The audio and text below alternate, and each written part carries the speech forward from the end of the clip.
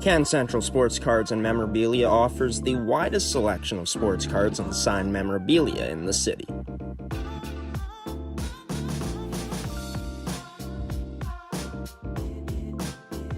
For dedicated casual and new collectors, Can Central Sports Cards and Memorabilia has everything a collector could ask for. Everything we sell is stored with care, and with help from our knowledgeable team, we'll help you find exactly what you're looking for. We carry Upper Deck hockey card brands like Series 1 and 2, the Cup, Ultimate, SPA, and plenty more. So what are you waiting for? Come down to Can Central Sports Cards and Memorabilia, Winnipeg's premier sports cards and memorabilia store.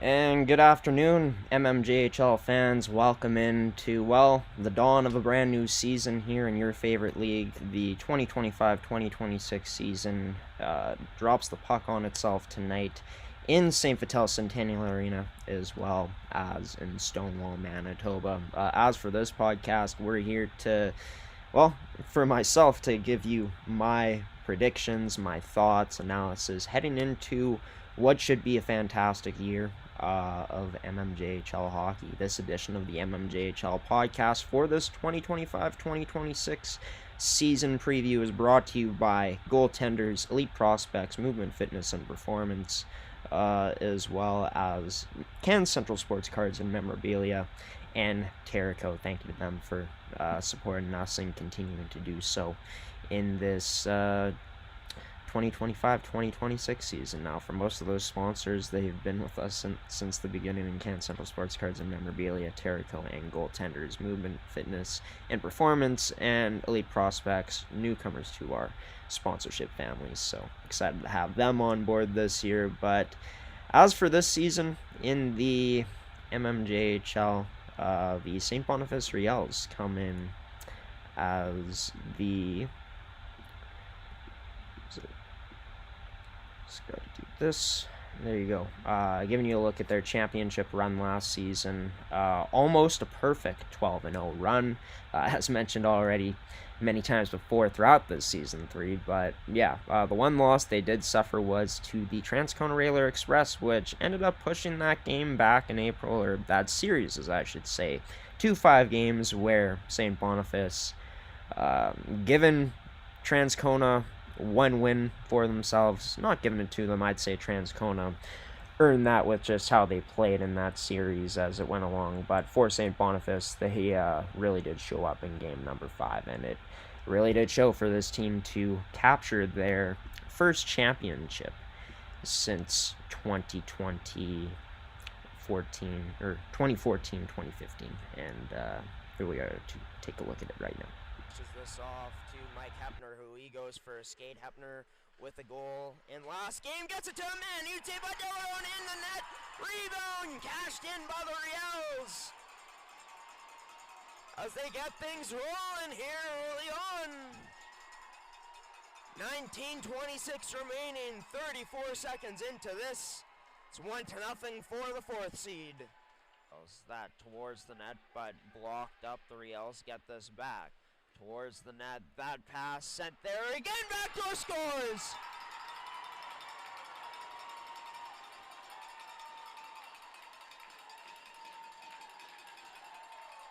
Once again, the Rios doing their damage in tight. And that by Terrico will be won by the Railer Express. Still looking for that all-important first goal for themselves tonight to draw within one in this game. Rebound and scores! There it is! Ronco puts it home in front.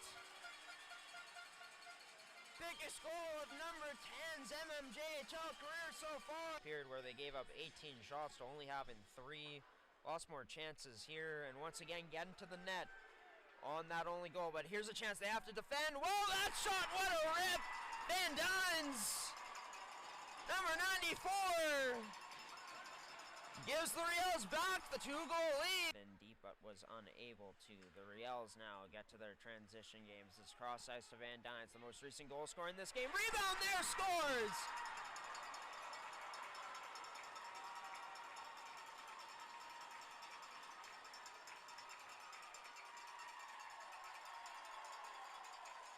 Delarone left that rebound on a played maybe their most complete game of these playoffs, and 10 years later since their last championship, the Riels are golden again. Championship number 6 for St. Boniface, and the championship, the Jack McKenzie Trophy in the mmjhl, will be going back to Southdale together as a squad and hoist it together. Congratulations once again to the St. Boniface Riels on etching their names, or at least their team name. The St. Boniface Riels 2024-2025 squad will forever live in mmjhl immortality. And there, for the St. Boniface Riels to be able to capture their first championship since that 2014-15 season, where they had a stacked team then, stacked team last year that put it together. Come playoff time, slid a bit heading into the playoffs, but didn't really matter, as after going down 4-0 against the St. Vital Junior Victorias, coming back down 4-0, putting together 5 unanswered and winning that first game matchup of that first round in the Elite 8. To put them up 1-0, St. Boniface really didn't look back. I mean, they had a few challenges against the Fort Garry Twins, as Fort Garry, I've said it before, they outplayed them throughout the first few games of that series overall in terms of offensive zone time and things like that. But what St. Boniface really did better than any team in the league last season was just being able to strike back no matter what the circumstances were. His team had unreal depth, unreal talent on the back end, unreal goaltending tandem, as LaRock, it ended up becoming his crease in that playoff run, that championship run for the St. Boniface Riels squad. Extremely well coached, brought in key players in the deadline. A few of them are still going to be there this season, in terms of, you know, players like LaRock coming back and Ned being an 05 born player, so he'll still have another year in this league after this season coming up. Taking a look at one of their top playoff performers, probably their most impactful forward in that finals round, when you take a look at a guy, just trying to search for him here, Alex Van Dynes on their roster, who's one of many returning players to this Riels team this year. But yeah, they got a lot to like heading into this year. It's going to be a championship contending squad again, in my opinion, from St. Boniface. And for the Railer Express, a team last year that, I mean, really young coming into the season, in terms of their ages, their birth years, like that. But a team that went young, decided to go through what they've considered a rebuild, a retool throughout these past few years, and Transcona ahead of schedule, a team that was even first place heading into the new year last season, a team that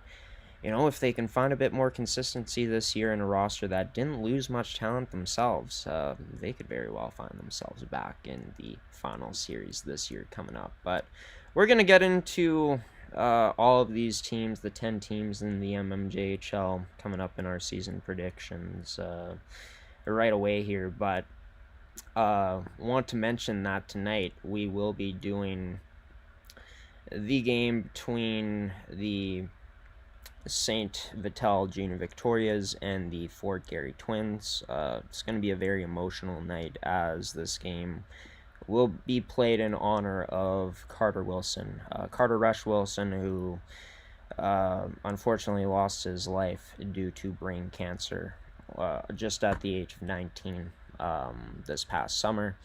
Yeah, it's going to be night to remember Carter, a night where I think that his spirits may very well be in the building, and hoping that the emotions, the Victorias, are able to challenge that into a solid effort to start off the season. I wouldn't be lying to you if I didn't say I'd want St. Vital to win this game, just in honor of their fallen teammate, a kid that deserved much better in Carter Wilson. And an amazing thing that St. Vital has done this season, check it out on their Instagram.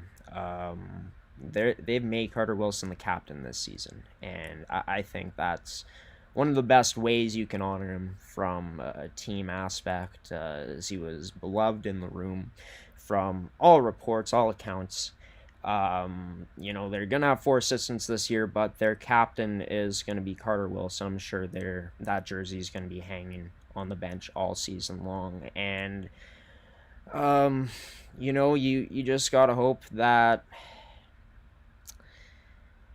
this group overall can make it through this year, because that is quite devastating. I couldn't even imagine going through that, knowing that's your brother that you went to the rink with every day last year, pretty much, or anytime you'd have practices or games in the MMJHL, you played alongside this guy, and I'm sure that St. Vital wants to have a really special season, and I could even see them playing above their means this year in honor of their fallen teammate. Be sure to make it out if you can. We will have this game televised, and I'm going to take a look at the fundraiser, but we may even look at putting some money in from this game into that fundraiser for Carter Wilson. That's on GoFundMe. Forgot to link it in the description of this episode, but we'll do that once it ends. We're going to get into the Victorias and all other 9 teams in the league coming up next. We'll have award predictions in this episode, as well as, 3 items in particular for team categories in terms of who we think is going to be the most improved team this year, and who's going to be the finalist, who's going to be the champion in our predictions coming up this year in the MMJHL, as the race for the Jack McKenzie Trophy begins tonight. We're going to throw it to a commercial break from featuring Can Central Sports Cards and Memorabilia, and then we'll be back here for more coming up soon. Can Central Sports Cards and Memorabilia offers the widest selection of sports cards and signed memorabilia in the city.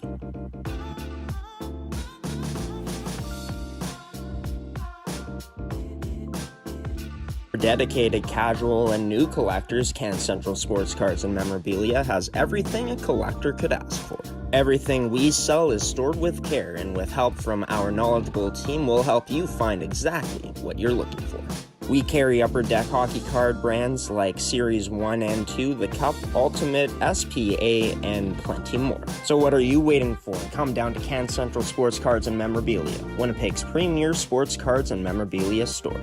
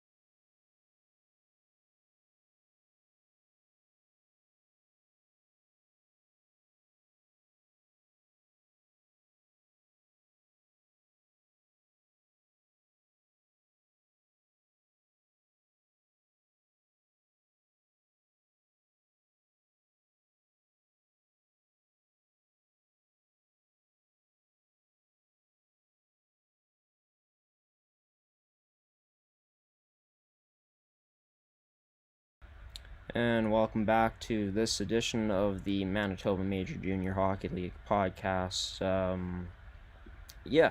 So the 2025 season is now upon us. We are going to get into some award predictions here, and as well as just talking about teams in general, the analysis on them heading in, and we also got rankings.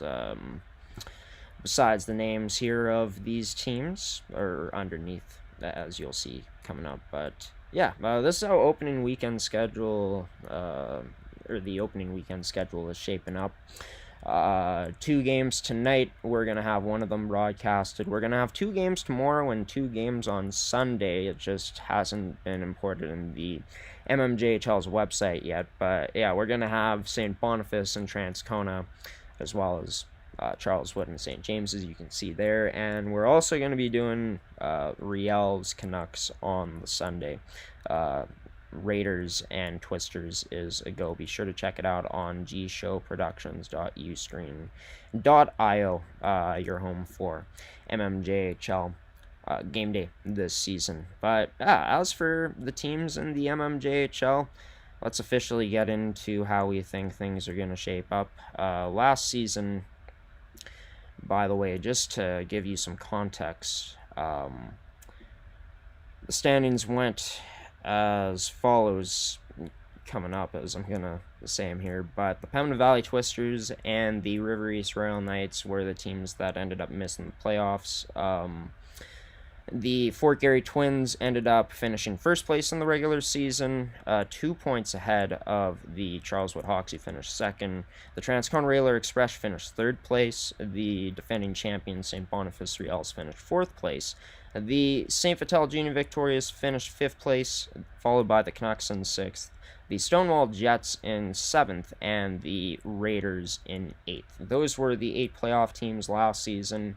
And are we going to see much change? Well, we'll find out coming up here as this year goes along. And in our predictions, I think that it's going to be a more positive year for Pembina Valley. It can't get any worse than last year, right? I mean, only 3 wins, no home wins, which is pretty insane. I don't think I've ever seen that stat anywhere, unless, just learning that the Louis Riel Voyageurs and the Winnipeg High School Hockey League, a league we'll be covering this year, went 0-24 in back-to-back seasons. So, yeah, I mean, I guess this is kind of on par with that, except there were a few more wins in there for Pembina Valley.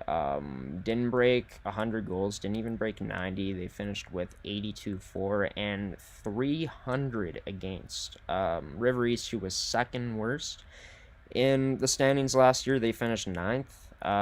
They had a way better goals against average than Pembina Valley did, with only giving up 239. So there's a few things with Pembina Valley this year, right? Like, you gotta expect things to get better. This is going to be a more mature group heading into this year. Coaching staff remains the same, so they got good continuity. Austin Spicer ended up winning Rookie of the Year last season. In terms of if he's going to be back, I don't even see him on their roster right now, so that's a bit tough for this Pembina Valley Twisters squad, given that he was a huge bright spot for them last year. But this team has experience up front. They have guys back in terms of Katema Wall, who had a pretty solid season for himself last year. I mean, all things considering, was able to score 7 goals, 10 points for a 3-win team, right? So, yeah, just looking at bright spots for this team, they got, still with the loss of Spicer, they got continuity in terms of their players. They got some experience coming back last year that maybe they didn't have last year. And yeah, I mean, in terms of goaltending, you get players like Darian Penner back, which I think that's huge for them with him being in that system last year. And they're going to have a chip on their shoulders, right? Like, based on last season, it's not like they had big acquisitions and they just lost, Rookie of the Year last year, but um, maybe they can surprise teams, and teams maybe won't bring their best against them, may not be totally locked in, and maybe that's where Putnam Valley can take advantage and maybe steal some wins. But it's a big prove-it year for them. Does this group take a big step forward? How does Braden Biernaerts have this group operating this season? He's a great coach. He's coached a team to a few finals already in his coaching career. But he's faced with the test now. How do you move forward with a group that, in their wins-loss record, didn't have much hope last season? We'll see how they put it together this year. As for the River East Royal Knights, a changing of the guard on their bench, as it's going to be, running the show this year. Manny Manouk, former Royal Knights player now, and Manny Manouk Jr., goaltender. Anthony Jacob, they're going to be the assistants to Manny Manouk this year. So father and son and the Manouks joining up together, I think that this is going to create a cool dynamic. And yeah, I mean, just taking a look at how this River East Royal Knights team fared last season, a team that, of course, had a playoff appearance back in 2022-2023 and were the second best team in the mmjhl that season. But since then, it's been a bit more bleak for this Royal Knights program in terms of their success getting back to the postseason. Back-to-back years where they've missed. They went 9-34-2 last year. 20 points. They were 16 points away from the Raiders Junior Hockey Club. 109 goals for, 239 goals against. But when we take a look at them this season, I think there's some bright spots on this roster. Huge that they were able to get Kalen Reynolds back, who, of course, went over to play some meaningful games with the Charleswood Hawks in their playoff run. He's going to be one of their big game breakers. Graham Maslow returns. Layden Richardson is going to be the captain. They got Shea Reynolds, who's returning. Liam Uricoli, or I'm sorry if I just butcher your name, Liam. I'll have to get the right pronunciation finally this year and not phonetically. But all Wolashins are returning, and Caden and Karsten up front, and Keaton in net. And yeah, on the back end, they got a lot of returnees too. Big player that stands out here is Caden Dela Cruz, who is going to wear an A this season for this group. And then Cody Allen as well, also a standout out of the returnees. Eros Bazin, traded over to this team last season.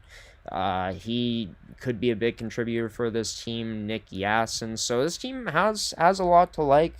Matthew Diddick, I could very well see this River East team making it into the playoffs. They're looking to turn the clock back a bit this season, and there's going to be some new energy on that bench, right? But what's been a struggle for them throughout these past seasons, these past two, has been trying to find offense, right? I think that for the most part on paper, they're really solid on paper.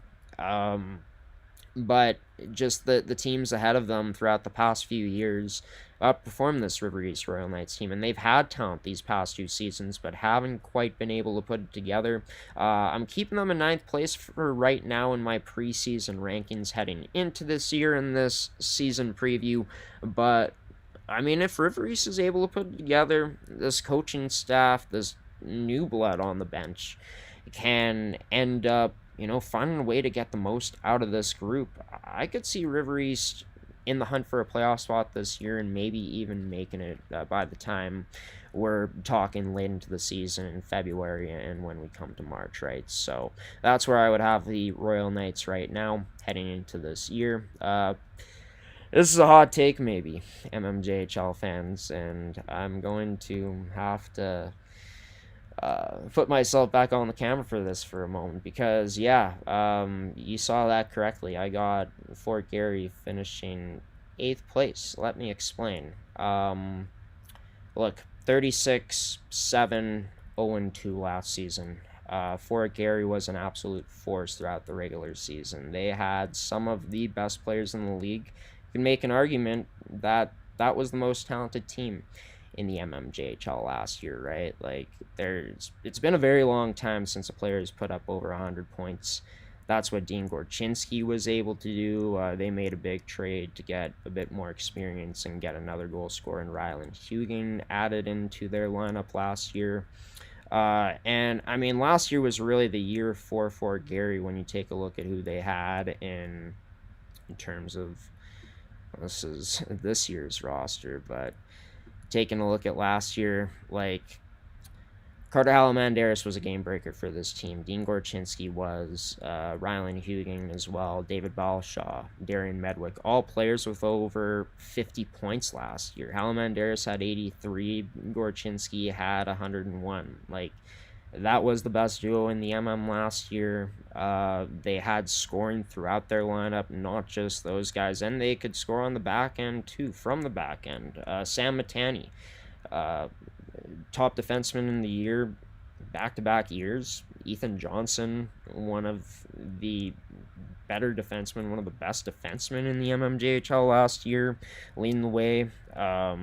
Yeah, just looking at this team, extremely talented, one of the older teams in the league with a lot of experience who was building towards last season, which was, in my opinion, championship or bust, if Scott Wong wants to admit it or not. Their head coach who returns this year, which I think that's great. You got some continuity there. But when taken into account their roster this season, they're not going to have Dean Gorchinski. They're not going to have Carter Halamandaris. They're not going to have Ryland Hugan. In terms of Darian Medwick, he's gone as well, as he was an 03. Sam Matani is gone. Ethan Johnson is gone. Just looking at the list some more. Nick Gilberto, who was a leader on this team, didn't even bring him up. Not the most points last year, but a really solid player for them throughout the years. Tazio Cianflone unfortunately suffers a brutal injury in the regular season, and he never got to finish off his career on his own terms. So there's a lot of pieces that they lost heading into this year, both on the back end and on the front end. And I think, when we look at this, a very disappointing end to what was a fantastic season for them. Frustration took over throughout that series against St. Boniface as they couldn't find a way to solve Larocque, and St. Boniface upped their defensive game more and more as it went along, made it tougher and tougher for the Twins to get a high danger chances in that series. Just after having such a great season, and I mean, they aren't pros, but the mental side of it, going out that way when you're not even able to win a game in the second round, and the frustration that took over in it, and then you pair that the fact that they're losing so much talent, you got to ask the question, is their window shut for the time being? And I am a believer that is a good possibility this year. Are they going to finish 8th place? There's a good chance that this team could finish middle of the pack, right? Like, you take a look at who they have coming back. David Balshaw is going to be a key player. Matt Lazat is coming back. Dominic Canoe, but outside of Balshaw, Lazat, like, Canoe's a really solid player, but that's more of a bottom 6 depth type of player in your lineup, right? You look on the back end, like, they will have players like Francesco Caligari coming back, and Caden Hedlund, Jack Holmes, but there's unless the rookies they bring in or someone on that decor can step up and really elevate their role, they're not going to have that same type of threat from the back end in terms of the Matanis or the Johnsons. Like, that's a significant drop off from what you've had, and now you're asking guys to step up into bigger roles. It's a big prove-it season for this Fort Garry Twins team. I do like that Alex Pauls is going to be back in net. Jackson McLeod, Layden Medwick, like, that's a solid group in there, but I just feel like the other teams in the league, like, as much as they've lost, not as many teams have lost quite as much as Fort Garry has from that standpoint. And It's also a year for Scott Wong and his staff to prove themselves too, I think. You look at last year with all the talent in the world that they have, they weren't able to get it done in the playoffs. As great as St. Boniface was, there were some things they could have adjusted on, and, it didn't suffice, or it didn't get into reality, right? But I think for Fort Garry this year, there's a good chance that they still make the playoffs. But for now, I just like the 7 teams we're going to have ahead of them better. I just feel like a bit more to like on a few of those teams compared to a team like Fort Garry, that you look at the bulk of their scoring and where their success came from last year. It's those guys that we mentioned for the most part. David Balshaw could be in the MVP running, though, if he's able to put together a special season and elevate his game.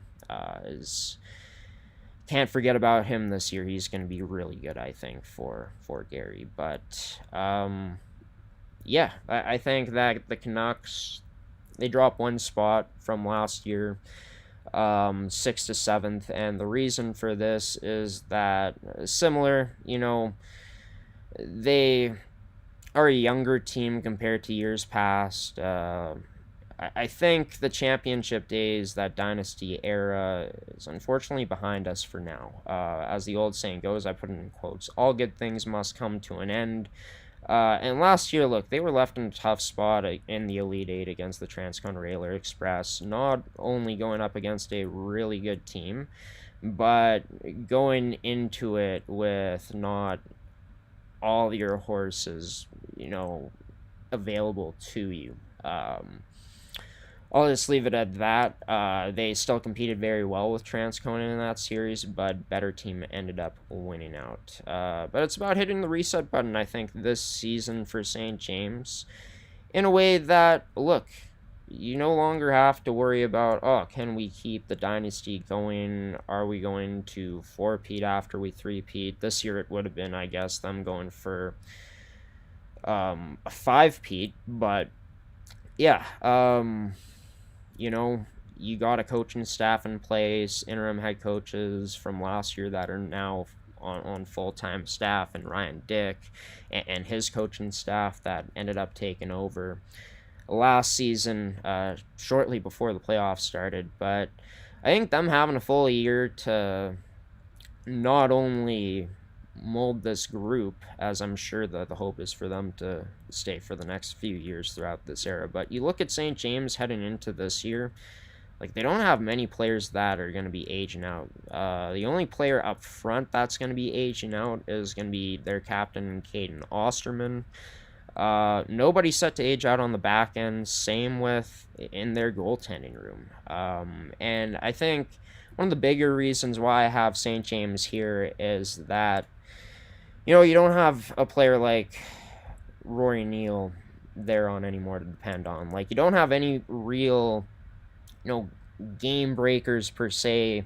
Not exactly like you used to on this team. Very good talent, but maybe more of a score by committee approach this season for St. James. I like what they got coming back in terms of Tristan Arneson and Aiden Werfel up front, Brady Thorsteinson, 2 all really good forecheckers.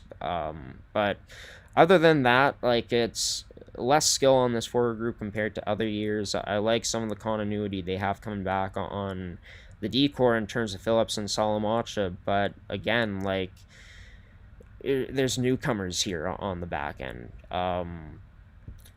More newcomers than you got returning. Then in net, sure, Connor Murphy is there, but yeah, you're not gonna have the same type of skill in goaltending as you had in the postseason when they loaded up at the deadline, right? So I think for St. James, this is a team that, as the year goes along, I think they're gonna get better and better. But I just feel like the skill all around on this team, at least on paper, doesn't exactly wow me like years past. I think that this is going to be a year where maybe we see this team, who we got ranked over them, starts to take a leap over them and have a bit more success than them in the regular season. And that would be the Raiders Junior Hockey Club, who yeah, the theme for this team, forever young, because every single season they have players that may be set to aging out, and they end up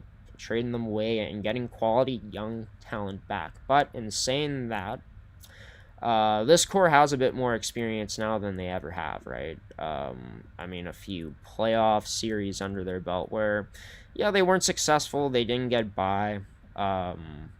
Actually, swept the last two rounds that they've been in the playoffs, and this was the eighth place team last season. A team that was, of course, seventh the year before.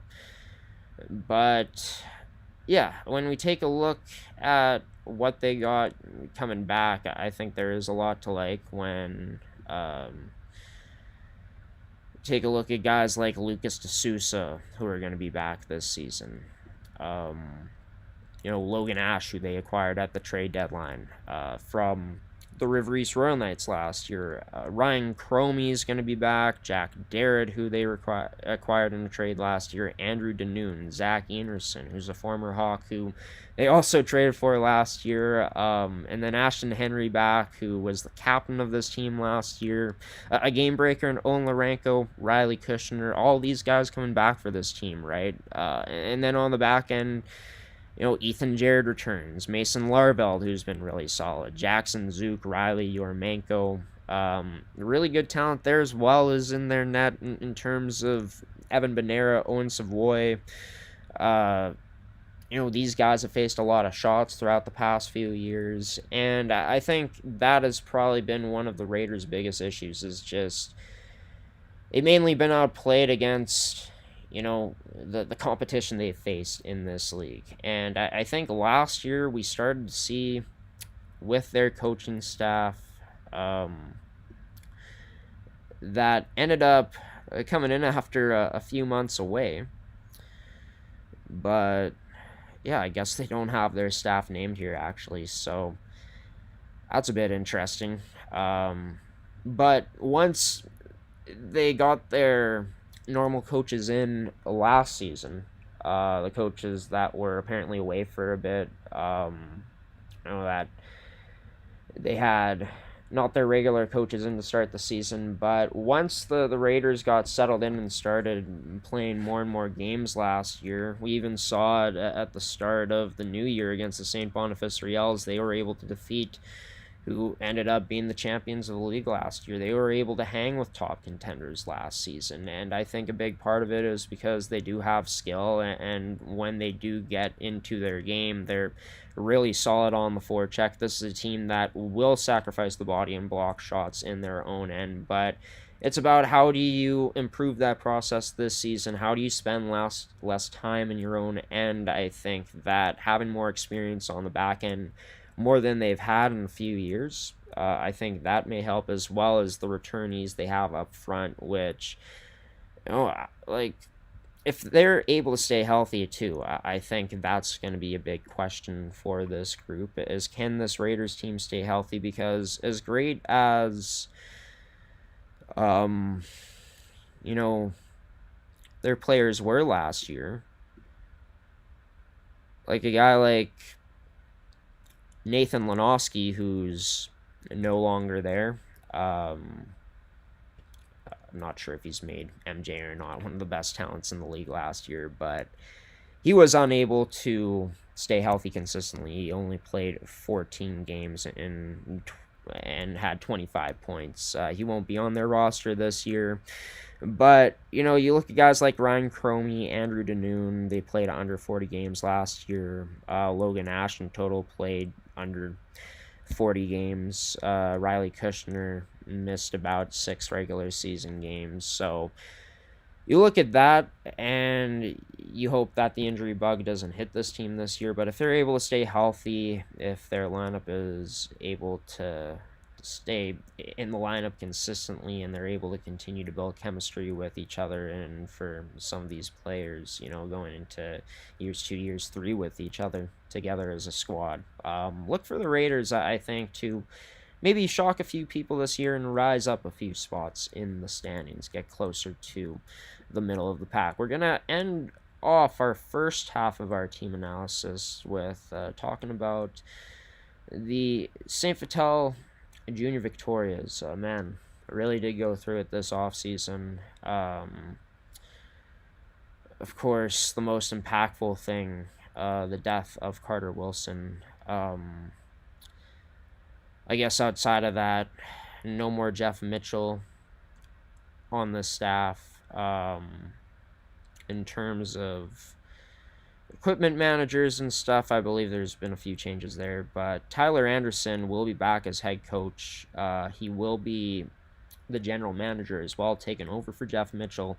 Davis Koga and Mark Taraschuk are going to be retaining their spots as assistant coaches, and Mark Wilson will be joining the squad, which I think that's great. Same with Jack Kaiser, who, of course, I think that's got to be a fan favorite for St. Vital. But yeah, went through it this off season. Mainly the most impactful thing was, of course, the death of Carter Wilson, and them naming him captain. They're going to be wearing 17 stickers on all of their helmets.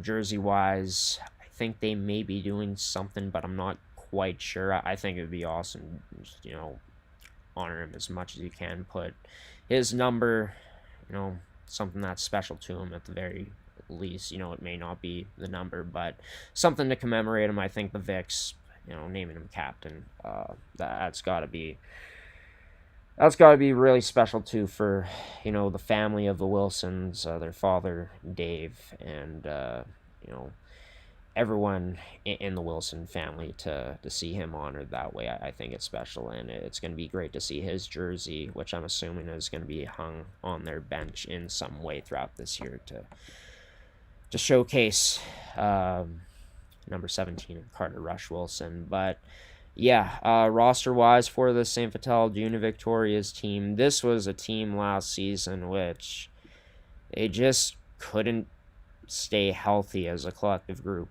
In terms of players who played the most games, actually no players played 45 games, not a full schedule. The most was 44, and that was Brady Jaquette and Blake Goretzky, who Goretzky is going to be back with the Vicks this year. But yeah, health is priority one, I think, for a team that, in my opinion, looking back on it, this is just my theory, didn't make moves at the trade deadline because they liked what they had in-house. It just wasn't able to be together consistently on the ice with each other last season. But there's a lot to like about this year's Victoria's team, even though the championship window may be closed for them. I think their window opened against the Canucks and maybe shut last year. They faced off against the Canucks, of course, in 2022-2023 in the 2023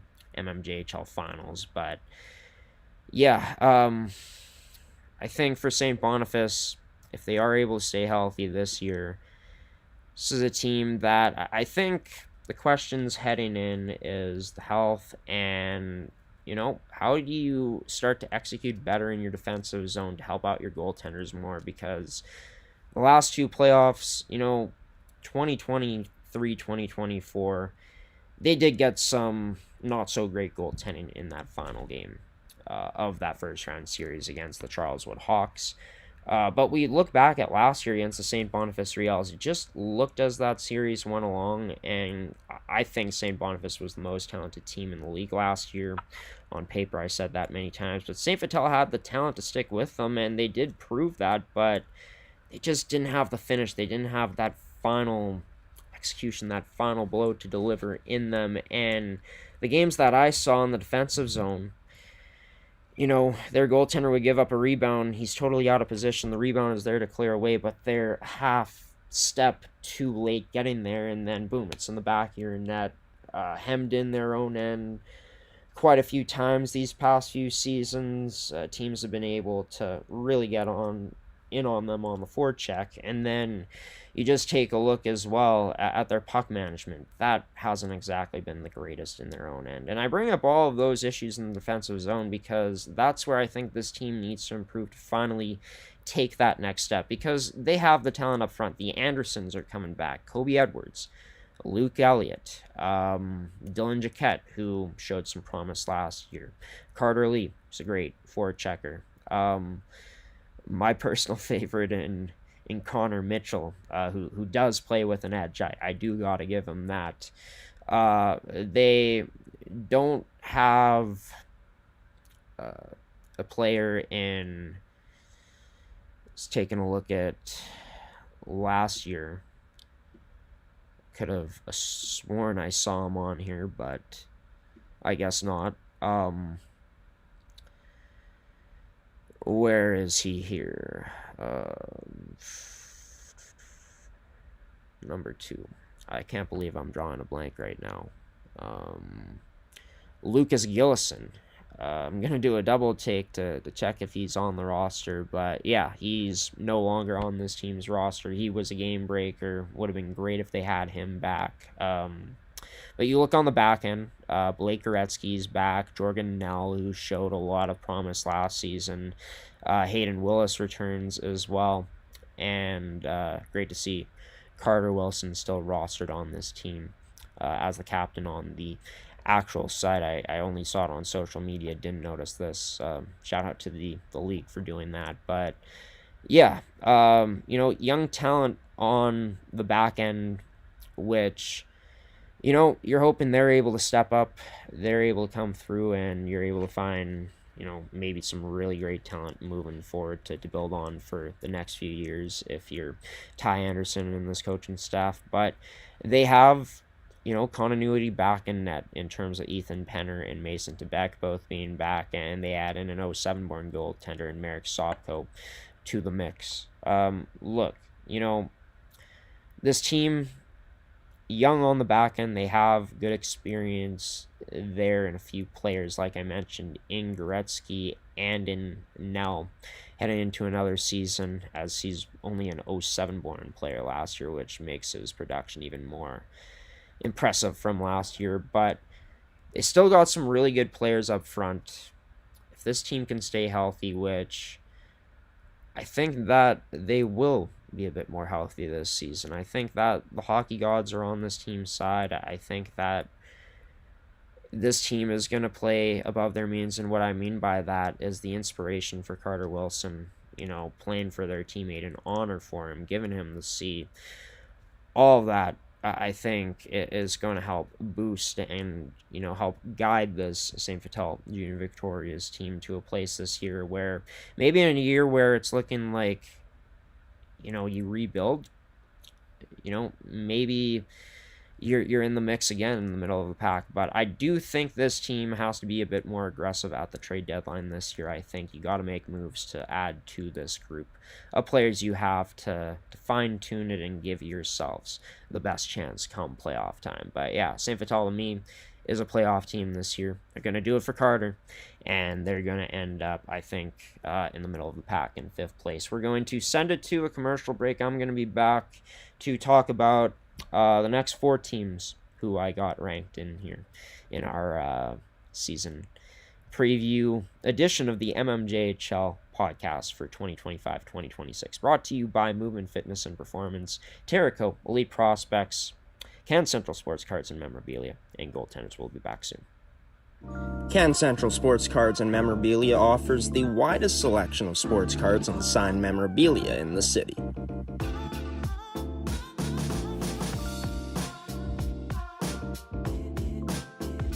For dedicated casual and new collectors, Can Central Sports Cards and Memorabilia has everything a collector could ask for. Everything we sell is stored with care, and with help from our knowledgeable team, we'll help you find exactly what you're looking for. We carry Upper Deck hockey card brands like Series 1 and 2, the Cup, Ultimate, SPA, and plenty more. So what are you waiting for? Come down to Can Central Sports Cards and Memorabilia, Winnipeg's premier sports cards and memorabilia store.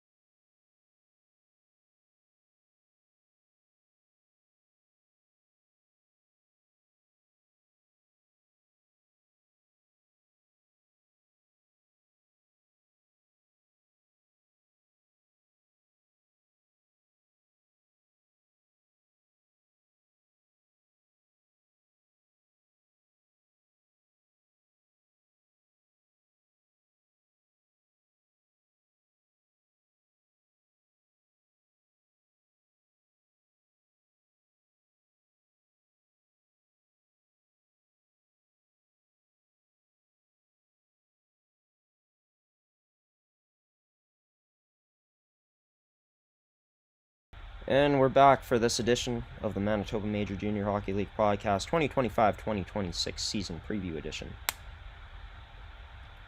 So I guess we've gone through 6 teams so far. I've gone through 6 teams so far, as I should say. Appreciate everyone that's tuning in right now and supporting this podcast.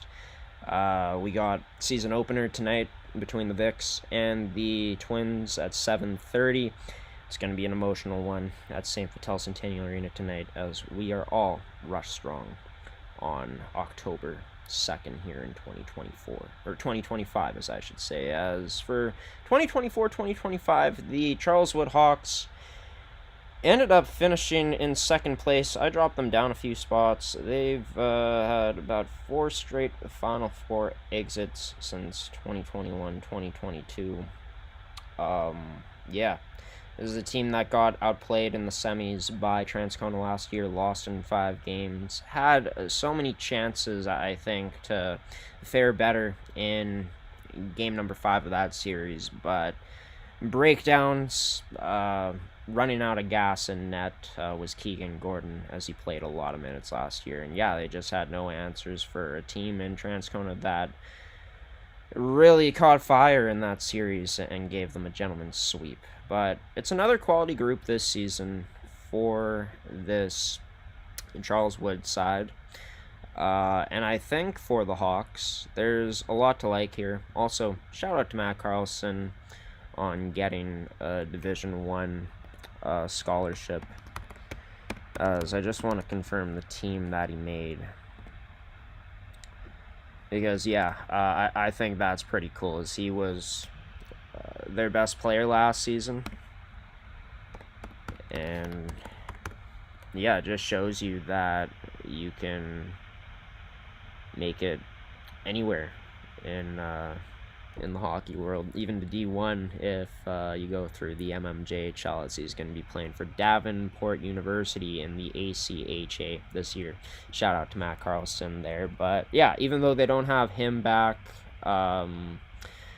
they've lost quite a bit of talent on the back end. Not quite a bit, actually. Like, they're still going to have 4 returnees on the back end in Glavina, David Johnson, Eric Krekowitz, and Tyson Van Alstyne being back. And then you take a look up front, players like Elliot Lewis will be back, Jaden McPherson, Nathan Morrison, Cole Penner, Tyson Sperber, who, if he can stay healthy, he's going to be a problem this year in the league. Nathan Vigfussen is pretty good. Chance Traverse, Braden Stevenson. They, of course, lost Anthony Jacob due to him aging out after they traded for him after last season's run. Kalen Reynolds, they weren't able to retain him, as he ends up going back to River East. So it could have been even better on paper this year, but yeah, the questions would be, I guess, in net, rolling out with 2 players that weren't on last year's roster. They got 07 born goaltender 2 and Aiden Kuo, which, yeah, for these players, I think they're going to have the luxury of playing in front of a team that's pretty complete in Charleswood. But a team last year where, I think the questions for me is with the group that, even though they have a bunch of talent returning, they did lose, some quality talent. How do the players returning step up and fill those roles, fill the holes that a player like a Matt Carlson left? So take a look at their stats from last season. How do you leave the hole that a player like Riley Dudich, up front, a very good forward checker? I'm sure they're going to find, players that are able to fill his role, and they do have some great forward checkers returning on this team. But, Lucas Van Norman on the back end, you don't have him anymore. Same with Parker White, who's aged out. Just taking a look down the list here. You also look at their goaltenders, like mentioned, Keegan Gordon, who was the number one goaltender in the league last year in terms of being recognized as the top goaltender by the league from the teams that he played against, bringing home top goaltender of the year. So they have lost a few pieces, a few key pieces heading into this year. How are different players going to step up into different roles this year that have already been here? How is their goaltending going to look? I think overall, Charleswood has a good enough roster to be able to finish top 4 in this league, and I do expect them to be a championship contender. I expect them in the Final Four this year to fare better. Dylan Smith and his coaching staff seems like they're all going to be returning this year, and yeah, they have some of the most knowledge in the league, which I think that if they're able to use it properly this season coming up with the group they have, expect them to be busy at the trade deadline again to add to this group. That's one of my predictions. I think Charleswood's going to be active again, one of the most active teams at this year's trade deadline to try to solidify their team heading into the postseason, as they'll be looking to get back to the Final Four for another year. But maybe this is a hot take, given that they only finished 7th place last season, but we're gonna put them here. The Jets. I think they're gonna jump all the way up to 3rd place. Crazy, right? Well, my reasoning for this first playoff appearance since before COVID-19 last season. That is huge for a group that got a taste of the playoffs, a sample, but now they're ready for the main course. A group that for years has been building. Pat Power became the coach a few seasons ago for this Stonewall team. And I think that the systems he's implemented, along with the group that is matured here in Stonewall, topped with the top end talent they have. Rookie of the Year candidate last year in Spencer Hunnam will be coming back as the main goaltender for this team. I think there's a lot to like with this Stonewall team, even though they haven't had the most playoff experience compared to other top contenders in the league. And all it takes is one great year, 1 year for you to put it together, to have some success in the playoffs. And they got a taste of it last year, were ousted by the Charleswood Hawks in 5 games, but they were able to get a win, right? And now I think this group is only going to be hungry for more. They're returning almost their whole roster from last year. Like, they only got about 3 rookies up front, 2 rookies on the back end, and Everett Winters comes in as a rookie to back up Spencer Hunnam this season. But Peyton Bateman's coming back. He was the 2023-2024 MVP. Cohen Chang, Seth Clements, Wiley Garchinski, Gavin Halad, Alex Kaczorowski, Carson King, who's going to be the captain this season, as already mentioned, Adam Newcomb, Ryan Slatcher, Kai Smith, and Dylan Vitelli, all going to be returning to this lineup. And then you look on the back end, Braden Baer, Cale Chipman, Austin Lorenko, Noah Slobosian, and Brody Stoven. Players that were traded away by teams that were looking to add to their teams to get to that next level, to have that playoff success, right? To have a better chance to win championships. 2 notable names that got dealt were Slobosian, and you also look at another player too up front that ended up coming to this team. Just trying to find him here. No, actually on the back end in a player in Cale Chipman, who was once a Charleswood Hawk, right? And that was a championship contending team.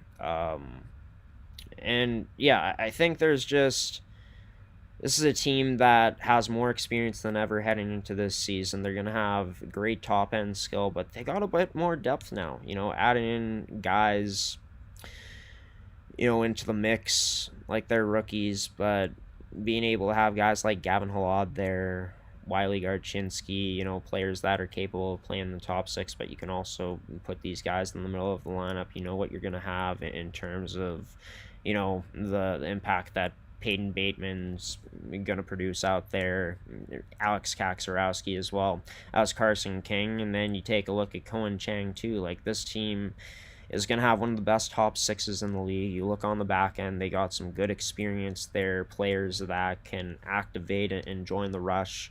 When you're talking about Austin Larenko, players is taking a look back at last year who really led on the D-core. In terms of players like Brody Stoven, who put up over 20 points last season, right? Like, Slobosian had over 14, Larenko had 13 points, and all of these mainly coming from assists. So these are defensemen that can move the puck and generate great offense on the back end for this Stonewall team. And then you pair the fact that you have a player in Spencer Hunnam coming back, was one of the top goaltenders already in his rookie season last year. A team in Stonewall, which already talked about it.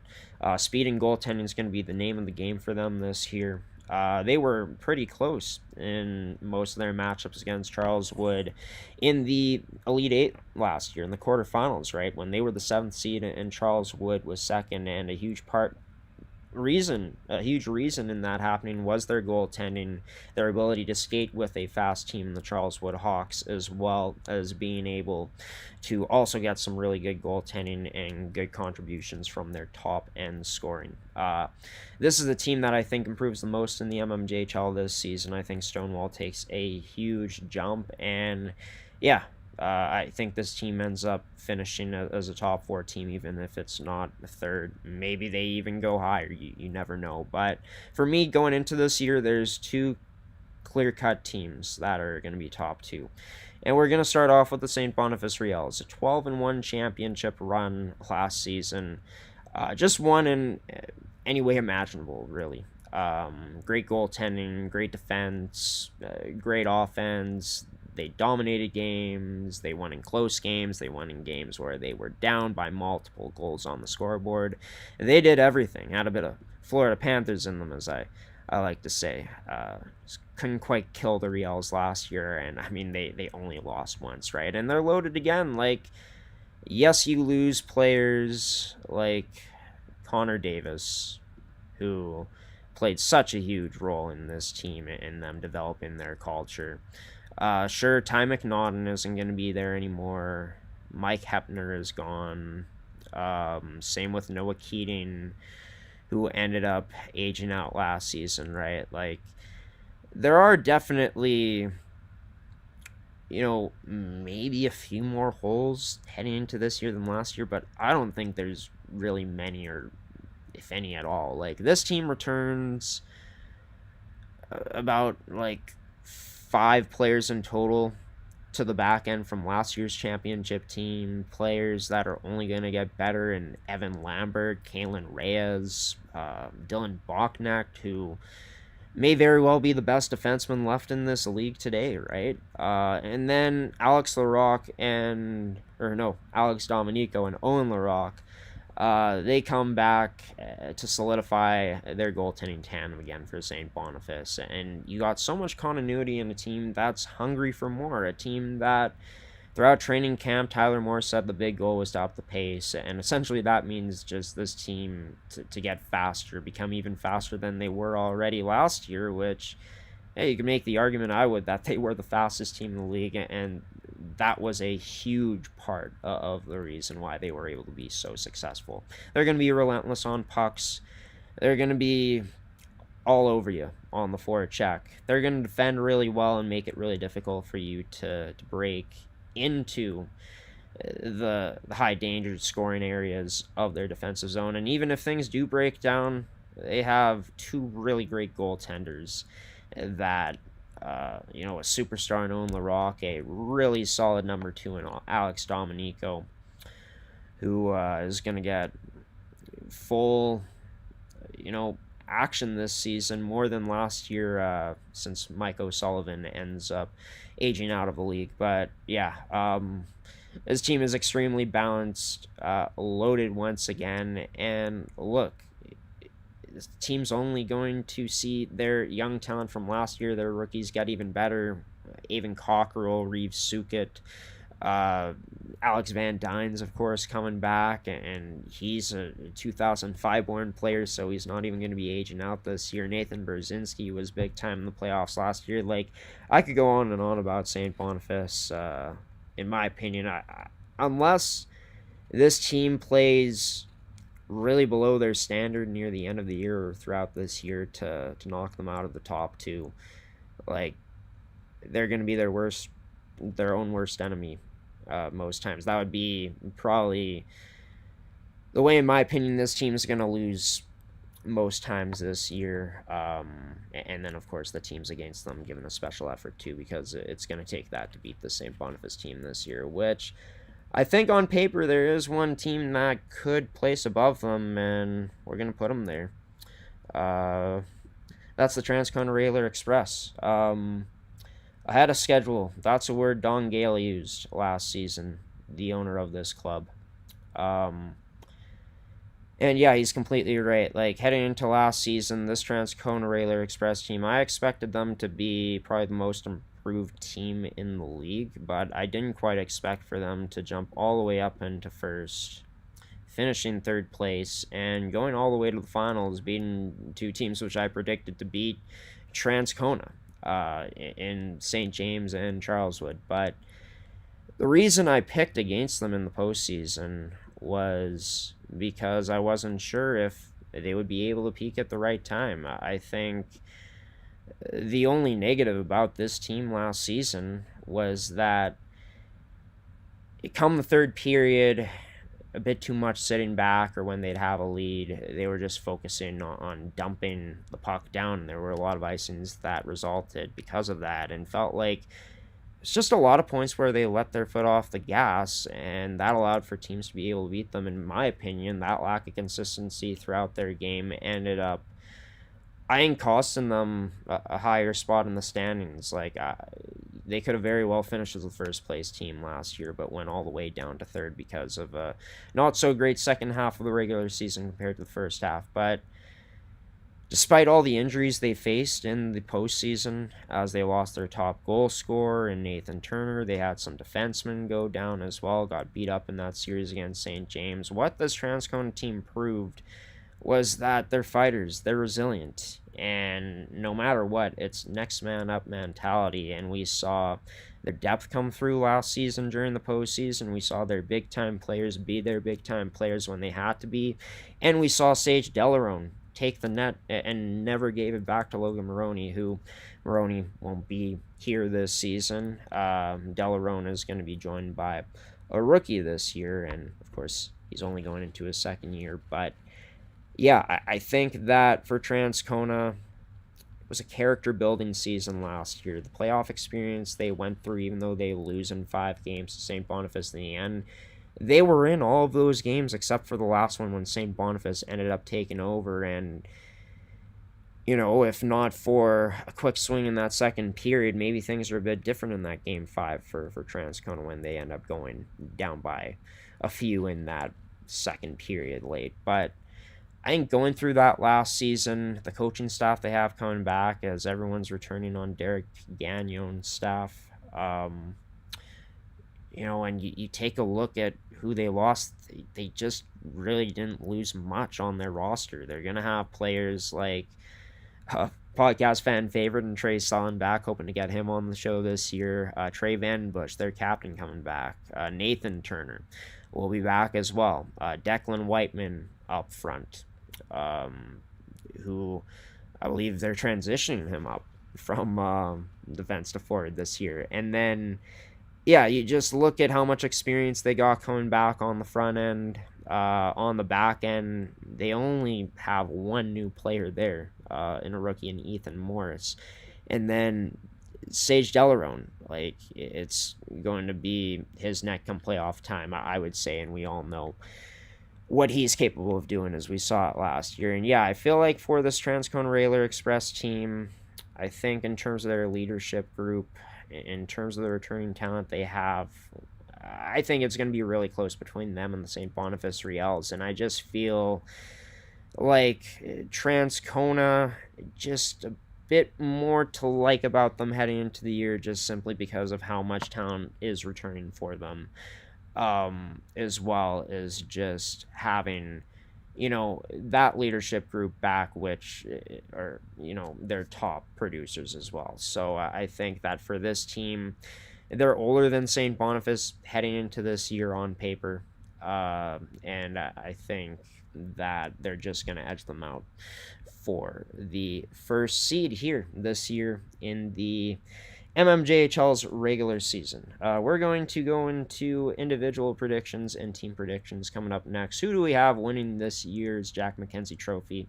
Who do we have winning MVP and some other major awards? Well, we'll get to that soon here on this edition of the MMJHL podcast, the 2025-2026 season preview. Can Central Sports Cards and Memorabilia offers the widest selection of sports cards and signed memorabilia in the city.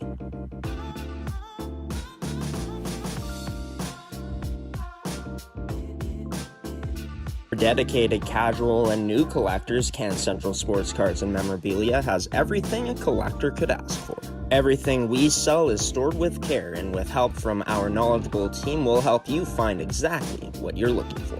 We carry Upper Deck hockey card brands like Series 1 and 2, The Cup, Ultimate, SPA, and plenty more. So what are you waiting for? Come down to Can Central Sports Cards and Memorabilia, Winnipeg's premier sports cards and memorabilia store.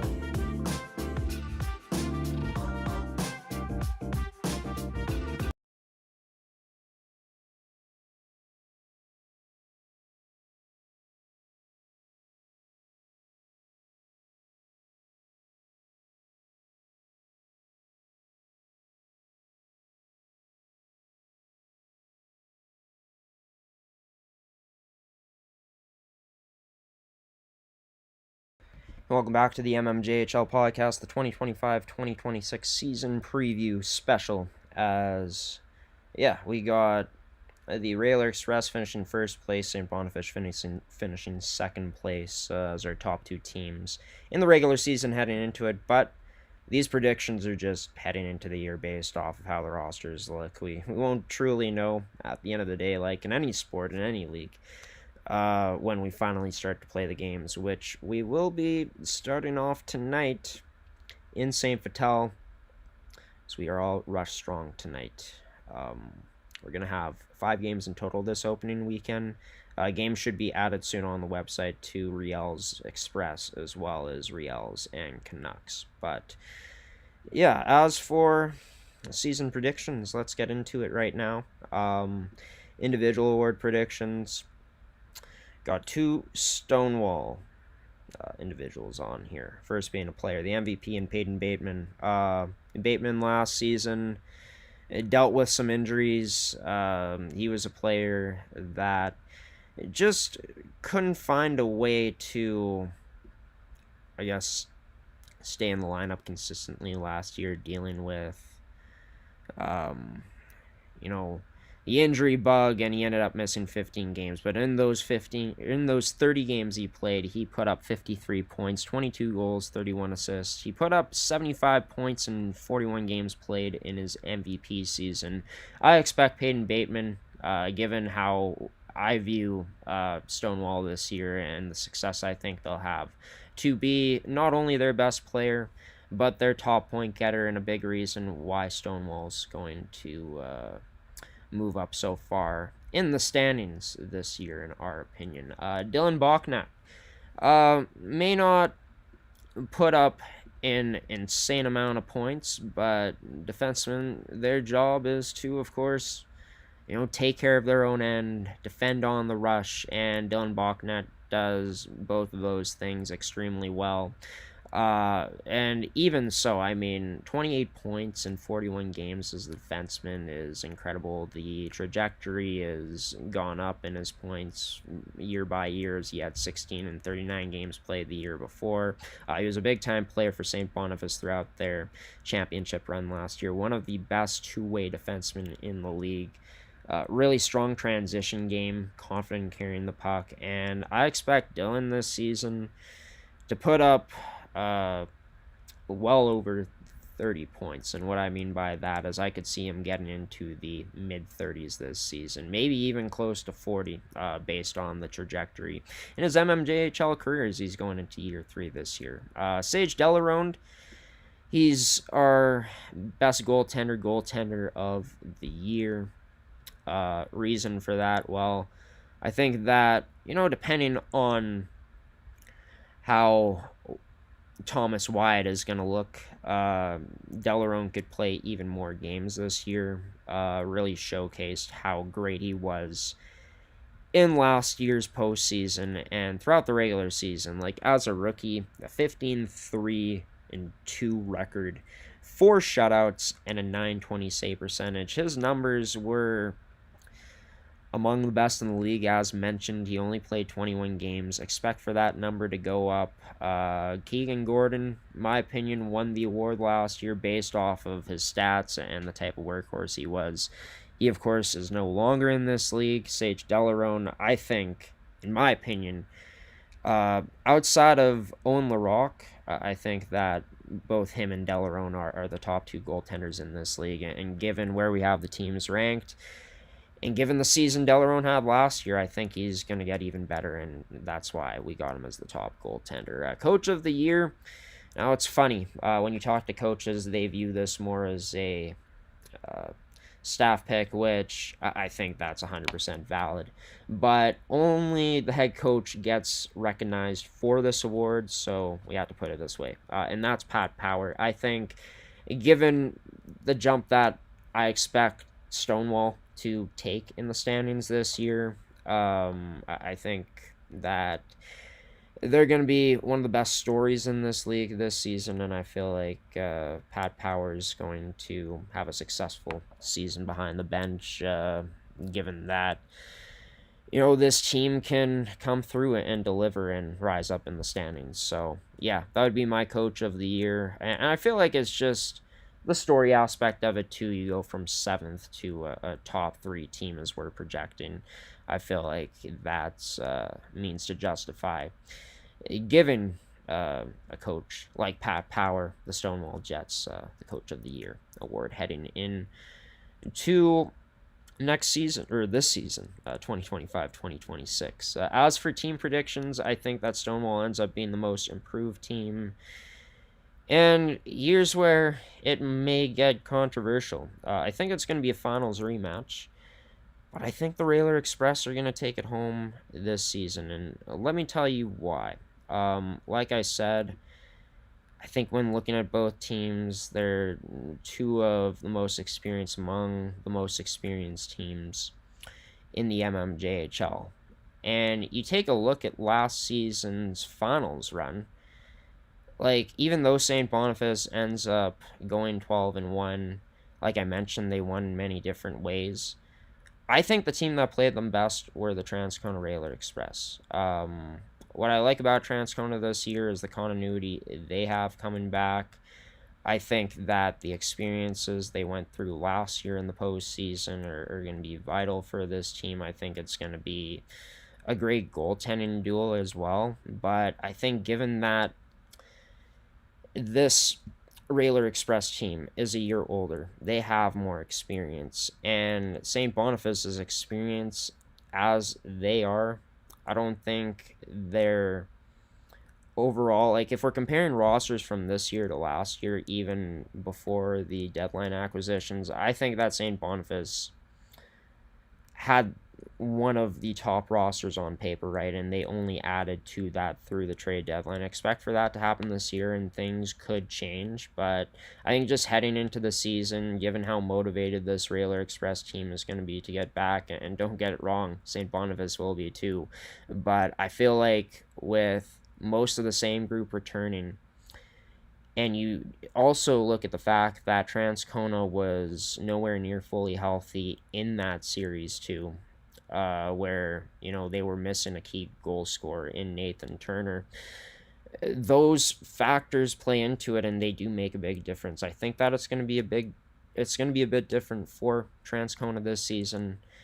I think that they have what it takes to be able to dethrone the St. Boniface Riels in what I think is a series this year that is going to be a bit closer than last year in terms of the series score, as I want to try to take a look back at the games last year, but I just haven't been able to find it on the website. Maybe if I go through one of the teams and we do it this way, go to playoffs through Transcona. Yeah, 4-3 loss in game 1, 2-0 loss in game number 2, a 5-4 OT loss in game number 3, 1-3-2 in game number 4, and then got outplayed by the end of game 5 and lost 5-1. But yeah, given how close it was, I think that you learn from those experiences. For Transcona, they were that close and not fully healthy. I think that, my hope would be they're fully healthy at that point in the season. Yeah, I think that Transcona learns from the lessons of the past from last year and puts it together as could very well be in the golden age of Railer Express hockey here. What they've been building is special, and what St. Boniface has built is special, as well as all of these teams in the league. I expect for honestly every team, depending on where they finish, well, I guess for most teams, but teams like Pembina Valley, teams like River East, even if they don't end up making the playoffs, I expect for them to be better and to see more improvement, and maybe we even see a few of those teams in the playoff race until the very end, like we saw in a close race between, Stonewall and the Raiders for that last spot, or I guess, sorry, Stonewall and the Railer Express for that last spot in 2023-2024, as the Railers ended up finishing 8th that year. But yeah, I expect for it to be maybe even more competitive this year for the most part, but I do think that St. Boniface and Transcona right now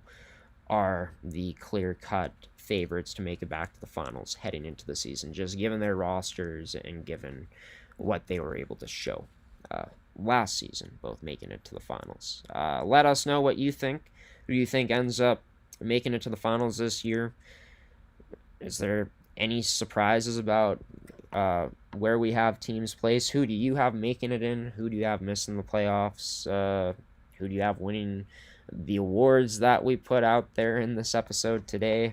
Number of things that you can discuss in the comments and debate about, and looking forward to seeing that if you do so. We'll check into the YouTube live stream chat, as no one's dropped anything right now. That's okay. It's about 5:25. We're going to end things off by heading to the promo screen and then finishing off with some final words on this edition of the mmjhl podcast, the 2025-2026 season preview.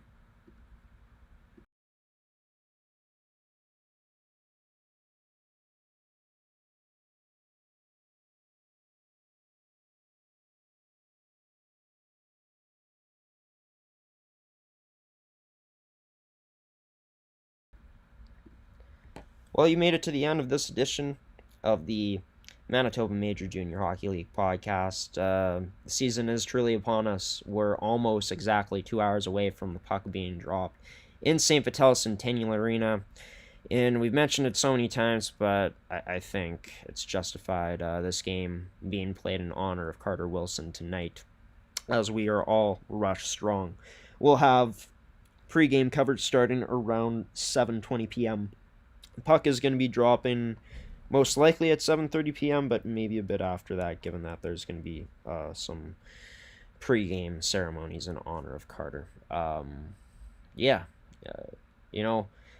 In terms of my predictions, I could be completely right, I could be completely wrong. Maybe I get some right, maybe I get some wrong, but at the end of the day, no matter how it turns out, MMJHL fans, this is set to be another special year of MMJHL regular season hockey, and we should be in for a blast in the playoffs too. As 8 teams make it, only 2 teams miss. We've given our take on our predictions, our analysis on why we think certain teams finish in where we got them ranked in the preseason standings heading in terms of our preseason rankings, and yeah, just our MVP pick. award picks, team award picks, who we think wins the championship, who we think makes it to the finals. We got the Railer Express defeating the Riels in this year's final. Who do you think ends up winning? Do you think it's a different final than that, or do we get a rematch like we're predicting from last year? All of that's going to be answered as the season goes along. I can't wait for it to start, as it will be very shortly. We got to get ready to go to St. Vital. Well, myself, I got to get ready to go to St. Vital. So I'll be meeting my crew down there. I want to give Terrico, Can Central Sports Cards and Memorabilia, Movement Fitness and Performance, Elite Prospects, as well as Terrico, a special thanks for sponsoring another edition of this podcast. We'll be back next week on Tuesday for episode 5 here in season 3. Thank you so much for watching again, MMJHL fans and anyone else that tuned in, no matter if it's on this Thursday when it released or any other time during this season, or maybe even after. Maybe you'll even be looking back at this once the 2026-2027 season comes. But for right now, we got our sights set on 2025-2026 as another season is here yet again. Full schedule of our games, by the way, are now out on our Instagram. They will be out on our website soon on gshow.ca, as well as on our EU screen service, where all of our game day games will be broadcasted this year, with a portion of money going back to the league, of course, and every MMJHL purchase you make, MMJHL fans. So it's going to be a great way to support the league this year. Hope you're able to do so, but if not, we're going to have some highlights for you too this year. Yeah, that's all for me for now. It's Graham the G-Show Forsyth, waving so long on this Thursday night, and peacing out, everybody. We'll see you in St. Vital for Vix and Twins tonight. Take care.